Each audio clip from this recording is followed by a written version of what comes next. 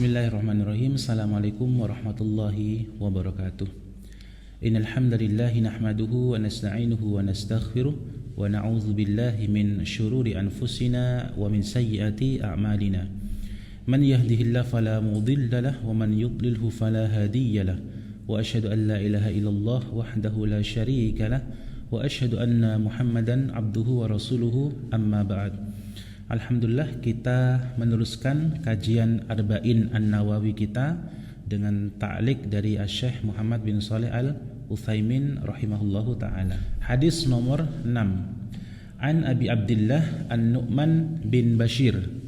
Hadis ini diriwayatkan oleh sahabat Abu Abdillah.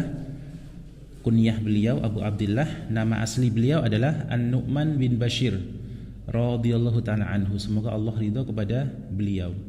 Qala, beliau berkata, sami'tu Rasulullah sallallahu alaihi wasallam, aku dahulu pernah mendengar Rasulullah sallallahu alaihi wasallam yaqulu, beliau bersabda, innal halala bayyinun, sesungguhnya perkara halal itu sudah jelas, wa inna al harama bayyinun, dan juga perkara haram itu sudah jelas, wa bainahuma, dan di antara keduanya, di antara halal dan haram, umurun mushtabihatun, yaitu perkara-perkara yang masih samar, yang masih belum jelas antara halal dan haramnya. La ya'lamuhunna katsirun minan nas, yang mana sebagian besar dari manusia itu tidak mengetahui tentang perkara samar ini. Faman ittaqa asyubuhati faqad istabra'a lidinihi wa irdihi. Ya, maka barang siapa yang menghindarkan diri dari perkara yang masih samar ini, yang masih belum jelas halal dan haramnya ini, maka ia telah menyelamatkan agama dan juga kehormatannya. Ya. Wa man waqa'a fi syubuhati, dan barang siapa yang terjerumus dalam perkara syubhat, ya, barang siapa yang terjerumus dalam perkara syubhat, waqa'a fil harami, maka bisa jadi dia terjerumus dalam perkara yang haram. Ya, qarra'i yar'a haulal hima yushiku anta ayyarit'a fihi. Ya. Sebagaimana keadaan ayyarta'a fihi, ya. Sebagaimana keadaan seorang pengembala yang mana dia mengembalakan ternaknya di tanah larangan. Maka bisa jadi hampir-hampir dia telah terjerumus dalam larangan tersebut, ya, karena dia mengembalakan di tanah yang larangan, dekat di tanah larangan. Ala, ketahuilah, wa inna himallahi maharimuhu, maka ketahuilah bahwasanya, ya, larangan Allah itu, ya, larangan Allah yang ada di bumi itu adalah perkara-perkara yang telah Allah haramkan.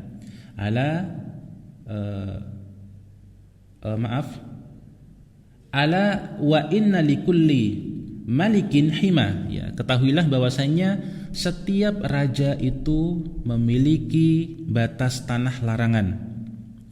Ya, setiap raja itu memiliki batas tanah larangan, ya. Ala wa inna himallahi maharimuhu, dan ketahuilah bahwasannya tanah larangan atau larangan-larangan Allah yang ada di bumi ini adalah perkara-perkara yang sudah Allah haramkan.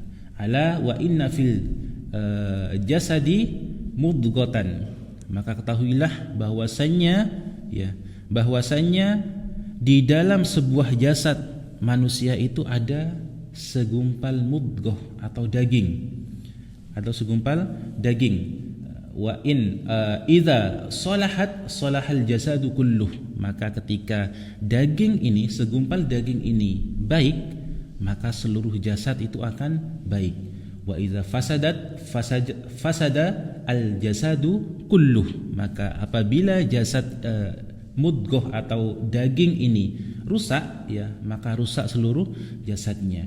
Ala wahiyya al qalbu, maka ketahuilah segumpal daging ini adalah al-qalbu atau hati. Rawahu al-Bukhari wa Muslimun.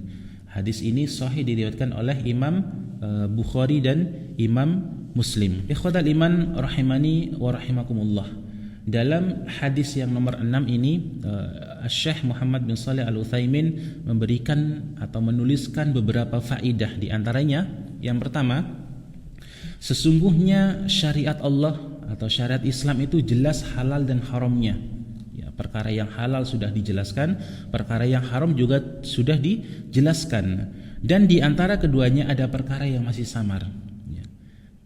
Ada perkara yang belum jelas antara halal dan haramnya, tidak diketahui oleh kebanyakan manusia. Ya, yang mengetahui ini tentu saja orang-orang ulama kaum muslimin. Ya, itu yang pertama. Yang kedua, sudah selayaknya bagi seorang hamba ya apabila masih samar dia menghadapi sebuah perkara di depannya dan itu masih samar bagi dia, hendaklah dia meninggalkan sampai jelas bahwa itu adalah perkara yang halal. Tidak lantas dia tabrak walaupun itu masih samar, belum jelas keharamannya. Nah, itu juga salah satu tanda orang-orang yang beriman, dia meninggalkan perkara-perkara yang masih syubhat, masih samar.